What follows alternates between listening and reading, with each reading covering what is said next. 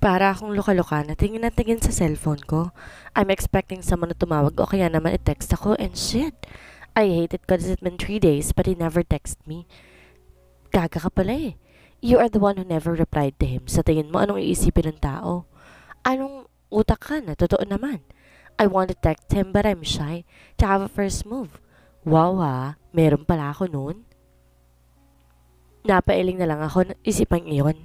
Muntik pa akong bumalikwas ng upo when my mom called me. Mabilis ko itong sinagot. Hi ma! Bati ko kaagad sa kanya. Hello Iha, how are you? Tanong nito sa akin. I'm fine. Sabi ko't nakangiti na para bang nakikita niya ako. But I miss you. I miss you too, Iha. Anyway, I just called to ask if Ate gave you the invitation card for the resort? Tanong kaagad nito and I almost forgot that invitation. Hindi pa sana expired. Sayang naman, I can give it to my doctors. Yes, ma. Binigay po niya. Hindi ko na ituloy ang sasabihin ko when she cut me. Then why you did not use it? Tanong nito at akmong magsasalita ako when she talked again. Melissa Jane, I know you're busy, but can't you just have a little vacation? It's just 3 days. Ma, you know how important my job is. Sabi ko na sumandal pa sa swivel chair ko. Di ako basta-basta makakakuha ng leave, you know that? You always said that. Pero nag-try ka ba na mag-file ng leave? Anito na mukhang sa tono ng pananalita niya ay galit na ito. Pangalawang bigay na invitation ko na sa'yo yan. Yung una pinalagpas ko when you gave it to someone. But now you can give that to someone. Use it and take a rest. Mukhang kailangan ko na talagang matakot kay mama. Malalagot talaga ako if I did not go to that resort. Ang laki-laki mo na ang tigas-tigas ng ulo mo. Pagtatalak nito sa kabilang linya na ikinangiwi ko. Ito na nga bang sinasabi ko eh. Halos maghirap ako sa pagpapalaki sa'yo tapos susuwain mo ko. It's a vacation for you. Di naman siguro makakasama sa'yo yung pagpapahinga kahit 3 days na ano. Fine. Just don't get mad. Nakangawi kong sabi. She is right and I need to obey her. She is my mother after all. Magpa-file ako ng leave bago ko umuwi ngayon. Talo kong sabi. Di na ako pwede magpalusot ngayon. Galit na ito at baka ipa-freeze pa yung account ko. Nakakatakot pa namang magalit ng mama ko. Dinaig pa si Godzilla at si King Kong. Kaya nga takot kami ni ate sa kanya. I would know kung nag-file ka or hindi. Anito na medyo okay ng tinig niya. I would know kung nagpunta ka sa resort o hindi, Jane. I would know. Face the consequences if you did not go to the resort. Anito at sa kanya na ako pinatayin ng tawag. Mama talaga. Umiiling kong sabi while looking at my phone. She really know how to scare us. Napaka-busy ako sa trabaho ko. Saka na ako nag-file ng leave for 2 weeks. Malay mo, diba? Ma-enjoy ko yung resort. I can extend my vacation there at magli-leave na rin lang ako. Lulubusin ko na. Pag-uwi ng bahay, the head of the hospital called me. Na-approve na niya yung leave ko. Napangiti tuloy ako. I have been working for so long na hindi nagli-leave. Ngayon lang kaya siguro pinayagan na ako. Siguro naman magiging masaya na si mama nito. Psst! Lat Jade sa kabilang linya. What do you want? Tanong ko kay Lat nang sagutin ko yung tawag niya. Bakit tumatawag yung mga hindi ko expect pero yung gustong-gusto kong tumawag hindi naman tumatawag? Pwede bang ikaw na lang yung tumawag sa bar? Just invite me but I can't go. Anito sa akin. Nagsalubong kaagad yung kilay ko sa sinabi niya. Ano yun? Binyag? Ibang paproxy kita? Mataray kong tanong. Sige na, I can't go. Anito but she never tell why. Birthday kasi ni Jess, so she invited me. Pero hindi naman ako makakapunta. Ikaw na lang, please? She said, please. Makakatanggi pa ba ako? And for sure, kaya akong pinapapunta dito, baka out of town na to. And knowing Jess, talagang laklakan ng alak sa buong magdamag to, hanggat di bumabalik na ng sigmura namin. Fine. Pikit mata kong pag-oo sa kanya. Just give me the bar name. Thank you. I'll text you the address. Bye. Masaya nitong sabit, saka ako binabaan. May magagawa pa ba ako? Pumayag na nga ako, di ba? Bakit ba? Sunod-sunod na naman ngayong lakad ko. Mabigat ang katawang naligo na lamang ako. Pagdating ko sa bar, halos ang dami ng tao. Halos pagtinginan ako ng lahat na parang taga-ibang planeta ako. I am just wearing a simple cloth kasi ayokong paglasing ako eh. Makita nang di dapat makita. Kaya nga jeans at t-shirt lang suot ko eh. Saka ako inipit ng mataas yung buhok ko. Jane! Sigaw ni Jess na makalapit ako sa mesa nila. Glad you're here like Matcha said. Akala ko mang iinsan ka rin kaya ng loko-loko mong pinsan. Si Jess na college friend ni Jade na naging kaibigan ko na rin nung makauwi ako ng Pilipinas. Kalog na maingay din ang loko, nakabalik na rin namin ni Jane. You know her, she's busy. Sabi ko, tsaka umupo sa isang upuan. Alam mo naman yon, she don't like bars. Bakit kasi dito mo pa naisipang magaya? Tanong ko sa kanya. 50% kasi yung drink ngayon dito. That's why I chose here. Alit at umupo sa tabi ko. May mga kasama na rin to for sure. Kasamahan niya rin sa trabaho. Dapat nagpalibre ka na lang sa amin ng drink kaysa dito sa bar. Suggest ko sa kanya. You know us. Kapag lasing na ng todo, mas gugustuhin namin sa bahay mag-inuman kaysa sa bar. Alam mo kayang magpinsan, magkadugo talaga kayo, no? Same mind, same dislike and likes. Imutok nito na mukhang nakainom na. Parehong single, tas kulang na lang. Maging pareho pa yung name ninyo? Anito sa masayang tinig. Well, your suggestion is so late. Anang isang nakangiti sa akin. Masyado na kami nag-enjoy dito and there are lots of handsome men here. Anito at saka nag-cheers pa talaga. I did not say anything. Totoo naman, halos nagagapuhan lahat ng lalaki dito. Maybe I could drink a little, tas paglasay nakikipag-jamming na sila sa mga gwapo, baka pwede na akong tumakas. Let's just enjoy this night. It's my birthday, so pagbigyan mo na ako. Sigaw pa nito at saka pumunta sa tabi ko to give me some beer. Cheers! Bottoms up! Anito at sinunod naman lahat, maging ako. Hindi ko inaalis yung kanang beer sa bibig ko hanggat hindi ko nauubos yung laman nito like others. Halos gumuhit yung beer sa lalamunan. Malamig naman pero ang init sa lalamunan at tiyan. Shit! Ang gwapong tili ni Jill habang nakatayo at nakatingin sa katabing mesa namin. Ah, sayang, he got a date. Mabuti na lang malakas yung music ng bar, kundi baka narinig na ng mga ito ang pagtili niya ng matinis. Dala na rin siguro ng kalasingan kaya kung makasigaw ito'y wagas. Sayang nga, they look yummy. Tiri din ng isa na tumayo rin sa tabi ni Jess. Sulutin na lang natin mamaya when they dance. Nag-appear pa talaga yung dalawa sa naisip lang kalokohan. Tama bang mang-agaw ng date? Kawawa naman yung girl, mukhang nagkakaisan pa yung mga kaibigan na to ah. Nahihilo na rin ako, that's why nakaprente lang akong nakaupo. Ayoko mahilo ng todo. Lalo na't nakakahilo yung ilang sa bar. Hoy Jane, tayo ka. Dali, look at them. Baka may mapili ka. Sigaw ni Jess sa akin. Nope, I'm fine. Don't worry about me. Sabi kong nakangiti sa kanila. Kayo na lang pumili ng biktima ninyo. Huwag nyo na ako isali. Sabi ko na umiling pa. Just look, okay? Walang mawawala kung titingin ka ng gwapo. Di puro pasyente mo lang tinititigan mo. Himutok ni Jess na ikinatawa ko. Nakakita naman na ako ng gwapo ha, and that's Mike, na hanggang ngayon di nagparamdam sa akin. Sana sinanggaban ko na siya ng todo noon. Patay na ba? At magpaparamdam? Oo na. Sabi ko na lang. Parang hindi humabang usapan at di mauwi sa hatakan yung pamimilit nito. To my surprise, talagang ikinangako pa ng kaunti. Why he never texted me and called me? May kalandian pala tong bago. See? Sa kagapuhan nila napapangaka pa talaga. Ana Jess, sa masayang tinig. Mabilis kong isinara ang bibig ko. Baka pasukan ng kung ano. He is with a man na hindi ko makita dahil nakatilikod sa akin. But the man is sitting alone, walang date. Ganito na lang ba lagi? Lagi na lang sa bar yung mga pagkikita namin. Laging may ka-date. Then the girl suddenly kissed Mike at yung loko, di man lang umiwas or pumalag man lang. Hindi ko alam kung ginantihan niya ito eh. Ano naman ngayon sa'yo kung ginantihan niya ng halikang babae? Tanong ko sa utak ko. Ramdam ko yung bigat ng dibdib ko sa nakita ko, kaya mabilis na ako mabalik sa kinaupuan ko. Why am I feeling this pain? Hindi naman kami. Yung feeling na ang sakit sa puso. Na para bang sinaksak ko ng kutsilyo? Gusto ko rin. Sigaw nung kasama ni Jess na kumagat labi pa. Ano kayang lasa ng lips niya? Swerte naman ng girl. Sa kanya ko na lang kaya ibunton yung galit na nararamdaman ko ngayon. Kung papalapitin ko ba yung leeg niya, magiging satisfied ba ako? Napabuntong hininga na lang ako sa naisip ko. Saka ko lang ininom yung beer sa harapan ko. Hindi ko dapat nararamdaman to kay Mike. We just met at nag-kiss lang twice. Hindi ibig sabihin nun kami na. Hindi porke hinalikan niya na ako, nararamdaman na ito sa akin.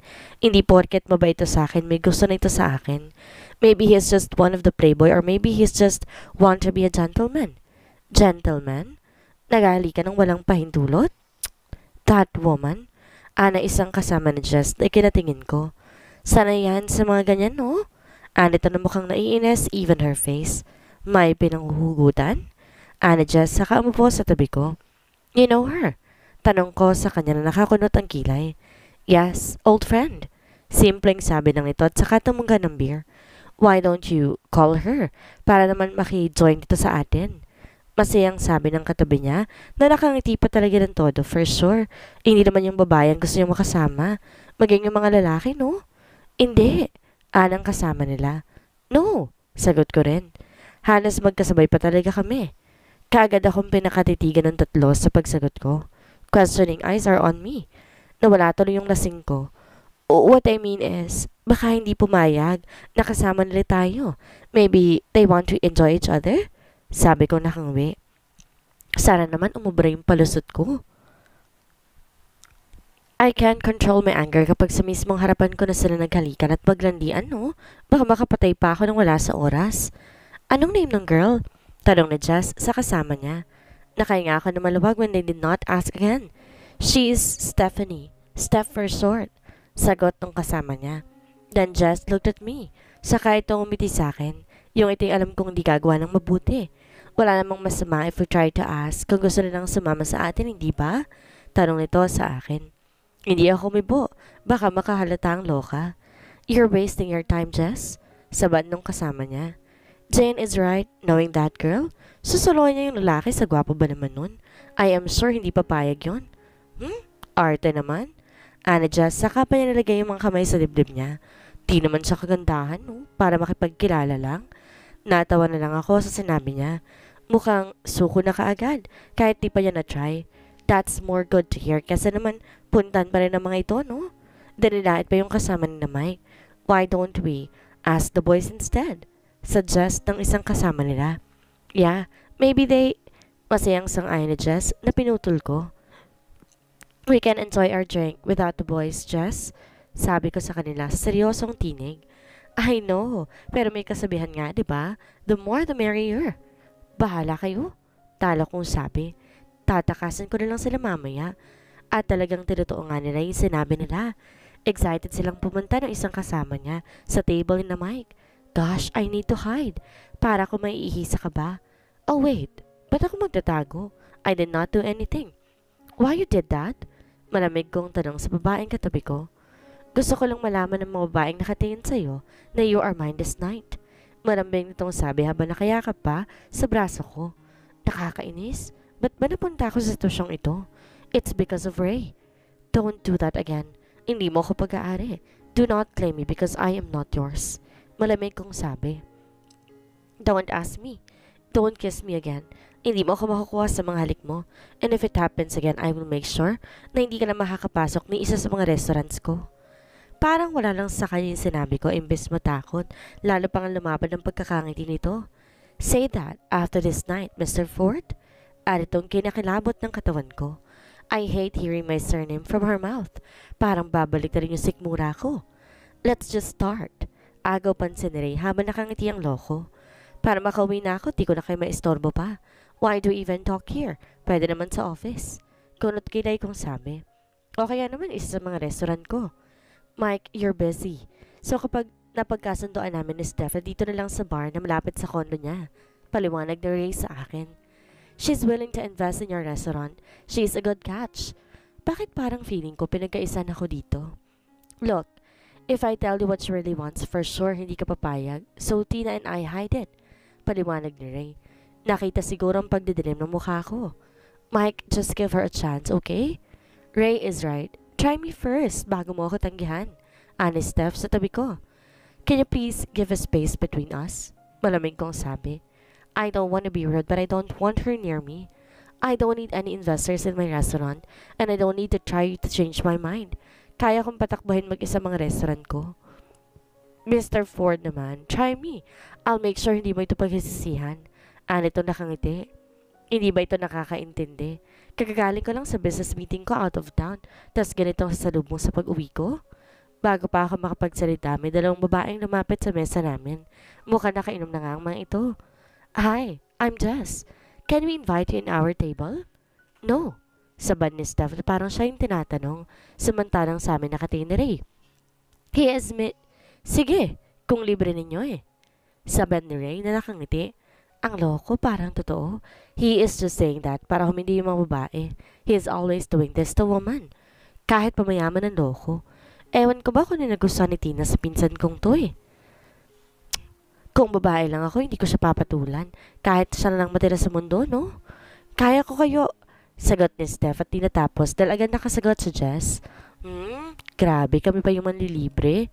Don't waste your time. For sure, wala namang pagbayad ang mga yan. Ani Steph at tumayo at nagmataray sa dalawang babae.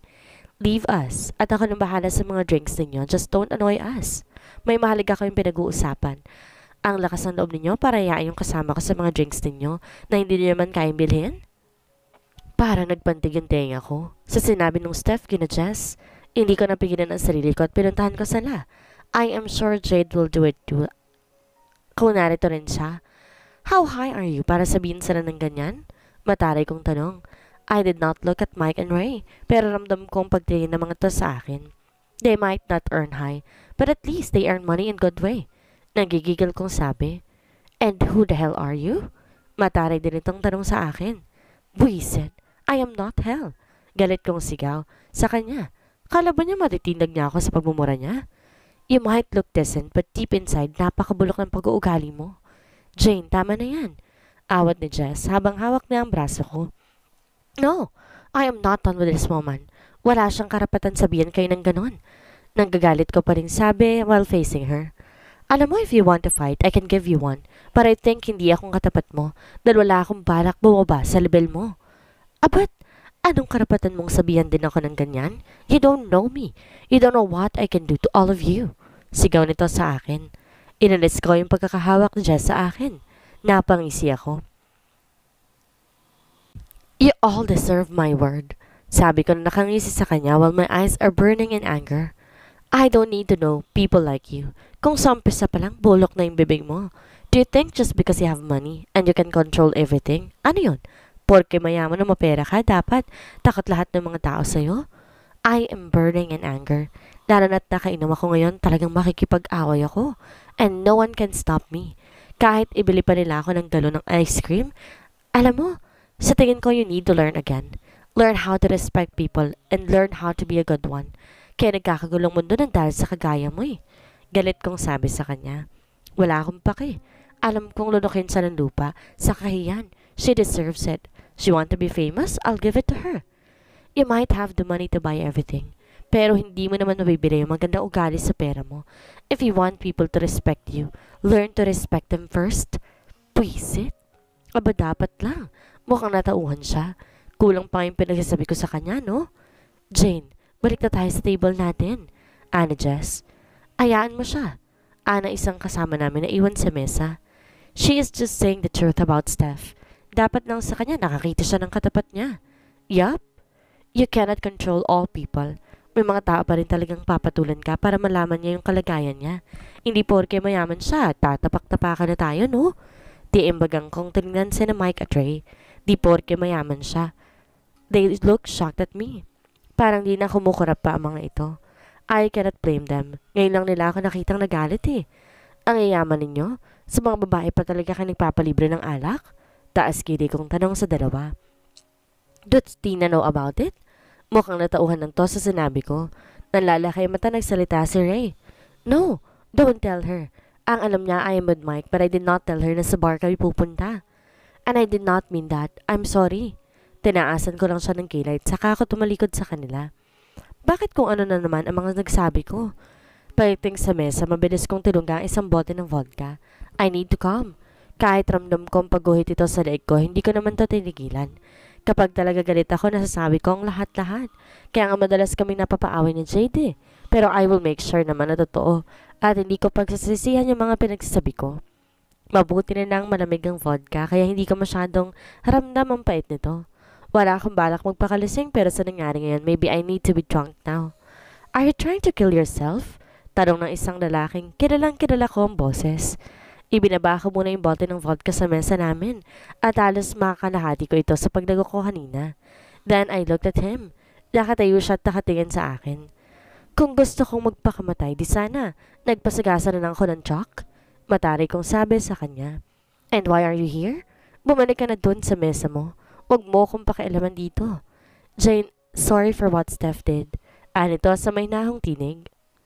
Wow siya pa talaga nagsasorry para sa babaeng yun? Pwisit. Lalo tuloy akong nainis. Bumigat lalo ang dibdib ko. It's fine. Just leave. Sabi ko, tsaka ko ulit kinuha yung vodka. Diretso sa bibig ko.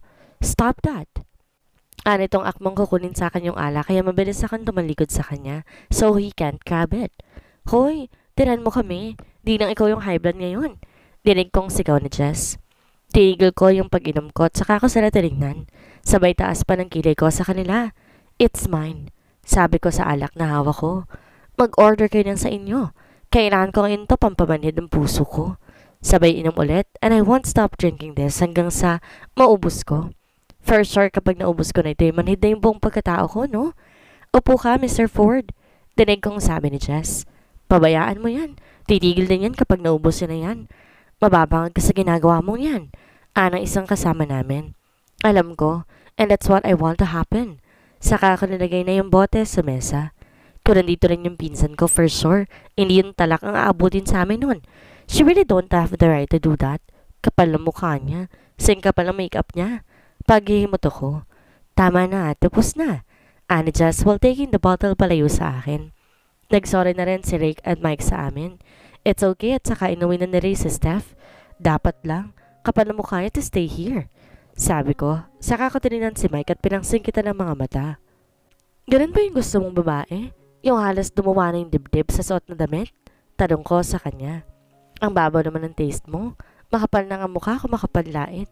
Sino ka ba? Parang wala siyang bahay ng dumi sa katawan. No, sagot nito sa akin saka bumuntong hininga.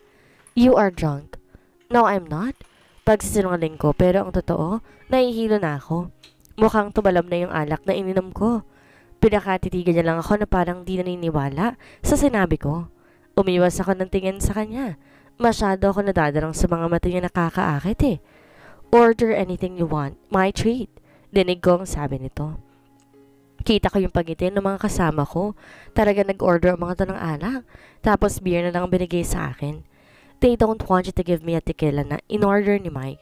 Tama na raw yung nilago kong isang boteng vodka. Pag-ubos ko ng isang beer, kaagad kong naramdaman yung sikmura ko. I need to vomit.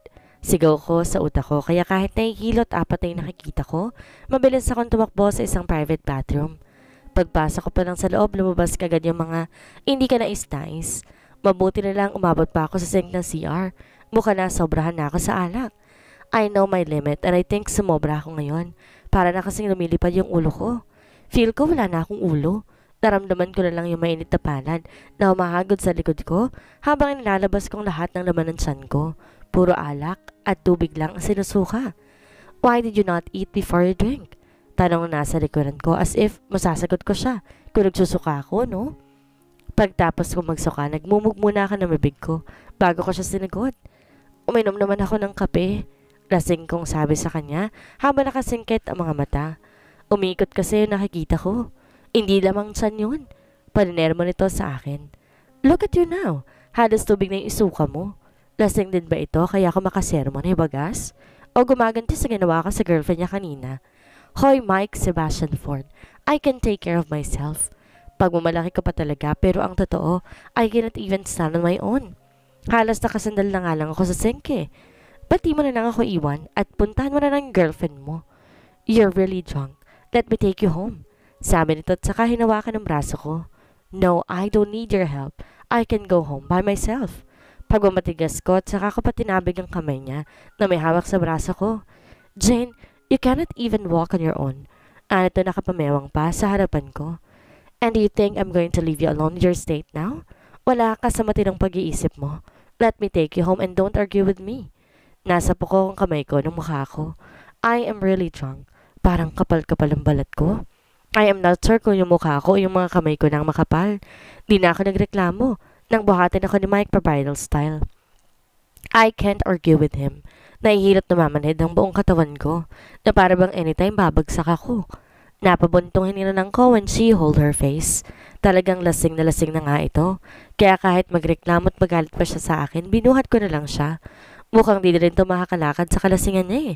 Hindi ko naman sa po pwedeng pabayaan na makipaghalikan sa sahig, no? To my surprise, she did not sing any words. He even hugged me. Saka pa niya tinago yung mukha niya sa leg ko at halos mahigit ko ang paghinga ko when I suddenly feel her warm breath in my neck. Damn it! Calm down, buddy. Paalala ko sa kaibigan ko sa baba ko. The manhood is erecting so fast. Dahan-dahan ko siyang ibinaba sa kama ko. I cannot take her home. Hindi naman siguro to magagalit na iuwi ko siya sa bahay ko. I will just explain to her tomorrow.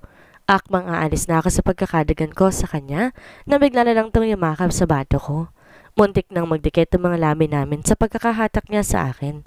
Mabuti na lang mabilis kong naitukod yung mga siko ko sa kama. Mike! Lasing pero malambing ang tawag sa akin. Then she opened her eyes. Gusto kita. Napanunok ako ng 2 beses sa sinabi niya. I did not expect her to say that. No, you're drunk. Sabi ko takbang tatayo na ako pero lalong humigpit ang pagkakayakap niya sa leg ko. I cannot have you like this, babe. God knows how much I want you but not now. Why? Hindi ba ako maganda sa paningin mo? Tanong nito sa akin sa namumungay na mga mata. Am I not attractive to you? Do I need to put makeup para na maging maganda sa paningin mo? No, babe. Nakangiti kong sabit saka ako pa hinapos ang pisngi niya. You are already attractive for me. You don't need a makeup para gumanda ka. You are already beautiful in my eyes. Totoo kong sabi the first time I saw her. I am already attracted to her at hindi ko ikakaila iyon. Then why don't you have me now? Tanong na naman ito. We will talk to that kapag hindi ka na sana sinapian ng alak. Sabi ko at saka ko, dahan-dahang inalis yung mga kamay niya sa leg ko. Sleep. I'll just take a shower. Sakto nakaupo pa lang ako sa kama na bigla niya akong hatakin pahiga ulit. Saka katumabilis sa pumaibabaw sa akin. She really sat in my manhood. Halos sunod-sunod ang paglunok na ginawa ko. Lumabas. Hindi ko natuloy yung saad ko nung humalik siya. Yung halik na hindi ko matatanggihan. Pero hindi ko tunugunan yung mga halik niya. Pero hanggang kailan ko siya matitiis. Lalo pa ng bahagyang gumagalaw ang bewang niya. Well, she kissed me. Lalo lang tuloy nagagalit yung alaga ko eh. I am already hard. Nakahinga ako na malalim when she stopped kissing me and moving. How long can you resist me, babe? Anitong umiti pa sa akin. I want you. And I know you. Gusto mo rin ako. How can I resist her now? Lalo pa't inaalis niya na nga yung botones ng polo shirt ko. I can't move my hand dahil nakaipit to sa pagitan ng mga binti niya. Jane, stop this. Saway ko sa kanya pero parang wala itong naririnig. Napapikit ako na mariin na ang umaplos sa mainit niyang palad sa aking dibdib. Halos mapasingap ako sa paghagod niya sa dibdib ko. Babe, bulong na Jane sa tenga ko. Mike, anito at sa kanya dinilaan yung leeg ko. Pataas sa tenga ko na lalo pang nagpainit sa buong katawan ko. I want her to. I can't resist it anymore. I touched her cheek and caressed it happy that in your fist. Baby, tomorrow you will going to regret at me. Malungkot kong sabi. Inalikan siya sa noo. Can you be please? Do not regret what happened to us. Dahil para sa akin ikaw maganda nangyari sa buhay ko. I got lots of ex pero hindi ko naramdaman ng ganitong kasing feeling na para bang sasabog ang puso ko sa saya. How I miss her. Hindi ko siya matawagan dahil sobrang busy ko for the opening of my restaurant in the other city. Now I realize what's this feeling. Yung hindi ka mapalagay every time she's near. Tapos kapag wala siya, I am missing her. I love her pero wala ako lakas ng loob sabihin sa kanya. Ngayon alam ko na kung bakit ayaw kong pangunahan ni na Tita Andre. I need to figure out it by myself. Nagising ako sa sakit ng ulo ko. I held my head while my eyes are still closed. I hate this. May hangover ako. Bulong ko sa utak ko. I hate hangover. For sure hanggang mamaya pa ito but wait. How did I get home? What happened? Even my body is hurting. Para akong binugbog ng 10 katao ah. Naguguluhan kong tanong sa utak ko. But all my questions are answered pagmulat ng mata ko. Muntik na ako sumigaw na makita ko si Mike. Nakahiga ito sa tabi ko. He is half naked. Hindi ko tuloy napigilan ng paglunok ko. Grabe, nakakapaglaway. Saka naman may biglang pumasok na alaala sa utak ko. Sigaw ko sa utak ko na nilooked my body. Hindi alaala yon. It really happened. Natutup ko yung bibig ko para pigilan ang pagsigaw ko. Nakakahiya. Bago pa magising yung katabi ko, I slowly get out of the bed. Pag-upo ko pa lang, I already feel my knees are trembling. Napangami pa ako na maramdaman ko yung sakit sa pagkababae ko. Damn hurt. Kaysa magreklamo nga ako sa sakit na nararamdaman ko, mas minabuti kong umalis na muna sa bahay ni Mike. Hindi ko alam ang mukhang iharap ko when he wake up. Mabilis kong pinulot yung mga nagkalat na damit ko sa sahig at mabilis na nagbihis. Then I slowly closed the room. Mabuti na lang at may taxing dumaan paglabas ko ng bahay niya. Siguro may magpapahatid sa loob ng subdivision. Nasa kalagitnaan na ako ng pagbababad ko sa tub when my phone rang. Tinignan ko ito and its mic. I did not answer it. Halos ilang beses na itong tumatawag since makauwi ako ng condo ko, but I never answered his call. After a call, there is another call again. Nang tignan ko, it's Latte Jade. Kaya't sinigot ko na ito. Busy? Tanong nito kaagad sa akin. Nope, I am just taking a bath. Sabi ko sa kanya. Why is it so hard to contact you? Tanong na naman ito. Napabuntong hininga ako. Hindi ako sumagot sa sinabi niya. Jade, something happened na. What happened? Sigaw nito. Na-rape ka ba? None of that happened. I'm not virgin anymore. What? Gaga ka? Bakit mo binigay sa isang stranger? Paninermon pa nito. May sapi ako ng alak. Hindi siya stranger, Jade. I know him a few days. Few days? Tapos ano, nagpabutas ka na? Ang mas malala, wala namamagitang relasyon sa inyo. Himutok na naman ito. You cannot call it friend with benefits, Jane, and I'm sure hindi ka papasok sa ganong setup. And if you did, masasakal kitang luka-luka ka. Bumuntong hininga ito, saka ko nila ang bulang nasa tab ko. I am not regretting anything that happened to us last night. Totoo kong sabi. I like that man. He is starting to enter my heart. Jane, tawag nito sa malambing na tinig. Why don't you talk to him now? Kung yan ang nararamdaman mo towards him. Saka na. I need to go on a vacation for 3 days. Baka magalit na naman si mommy if I did not oblige her. Alam mo naman yun. Heist, you need that too, Jane. Lalo na sa pinagagawa mo kagabi, no? Anito na mukhang hindi busy at may time na tawagan pa talaga ako. So, totoo ba yung chismis na masakit but masarap? Tanong nito na kinatawa ko. I won't tell any details about it. Sabi ko't natatawa sa tanong niya. Ikaw na lang sumagot sa tanong mo if you find a boyfriend. That's not fair. Imutok nito sa kabilang linya. You need to tell me. I'm asking as a patient sa isang doktora so you need to answer it. Lalong lumakas pang tawa ko sa sinabi niya. She's not really interested about it. Gusto niya lang akong pasayahin. I'm in my leave for 2 weeks kaya I can answer your question now as a patient. Nakangiti kong sabi. So, out doctor for 2 weeks? Sayang naman. Anito at saka parang may nanghihinayang natinig. Yeah, 2 weeks, sabi ko sa kanya. Don't tell mom about it. Baka talaka na naman ako ni mama if she know what I did. Speaking, she's calling. I'll hang up. Take care. Paalam nito at saka pinatay ang tawag. Pagtingin ko sa screen ng phone ko, Mike texted me. Hindi ko sana bubuksan pero nangiting bigla yung mga daliri ko. Mula kay Ford, babe. Bakit mo ko iniwan? Pwede ba tayo mag-usap? Answer my call or just give me your address. Pupuntahan kita. Anito sa text niya. I want to answer his text pero minabuti ko na lang na hindi. Isa pa, I'll be on vacation for 3 days. Di naman siya makakasama sa akin, no? I shut down my phone para naman makapag-focus ako sa pagbababad ko sa bathtub. Ang sakit kasi ng buong katawan ko, even my private part, para may sugat sa loob. Gana ba kalaki yun at hanggang sinapupunan ko atang sakit? I need a painkiller kung gusto kong makalakad ng diretso. Kung malalaman lang ni Nate how painful it is, baka tumandang dalaga na lamang to.